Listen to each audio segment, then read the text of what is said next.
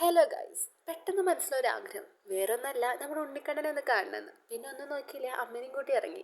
വെളുപ്പിനുള്ള 5:45 ട്രെയിനിന് പോകാമെന്ന് വിചാരിച്ച് വന്ന ഞങ്ങളെ ട്രെയിൻ നല്ല അന്തസ്സായിട്ട് ചതിച്ചു. 5:45 ട്രെയിൻ വന്നത് 7:11 ആയപ്പോഴാണ്. ഇതിന് ഭേദം 7:15 ട്രെയിൻ വന്നാൽ മതിയായിരുന്നു.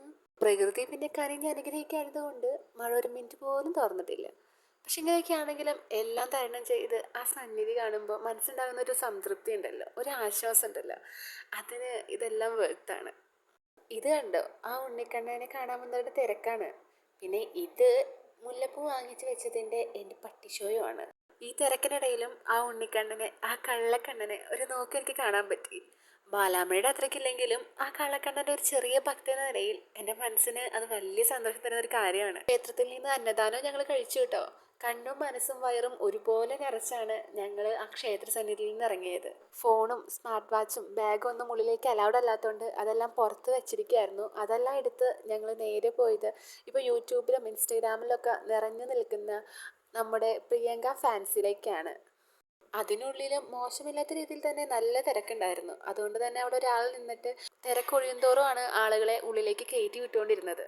അങ്ങനെ അവിടെയും ക്യൂ നിന്ന് ഉള്ളിൽ കയറിയപ്പോൾ മനസ്സിലായി ഇത് ട്രെൻഡിങ് ആവാനുള്ള കാരണം. ഒട്ടനവധി ചോയ്സസ് ആണ് നമുക്ക് അവിടെ ഉണ്ടായിരുന്നത്.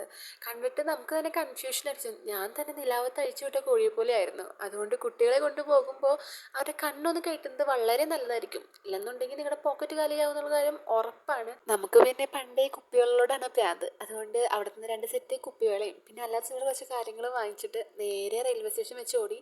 കാരണം സമയം ഒത്തിരി വൈകിട്ടുണ്ട്. അങ്ങനെ ഓടുന്നതിനിടയിലാണ് അവിടെ തന്നെ അടുത്തുള്ള ഒരു പാർത്ഥസാരഥി ക്ഷേത്രം കണ്ടത്. അടുത്ത പ്രാവശ്യം നമുക്ക് അങ്ങോട്ടാവാലേ പോക്ക്.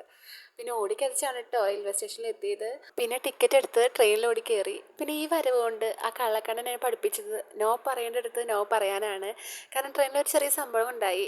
ചില യാത്രകൾ നമ്മളെന്തെങ്കിലും പഠിപ്പിക്കാനും ആയിരിക്കും. അപ്പം അടുത്ത വീട്ടിൽ കാണാം കേട്ടോ.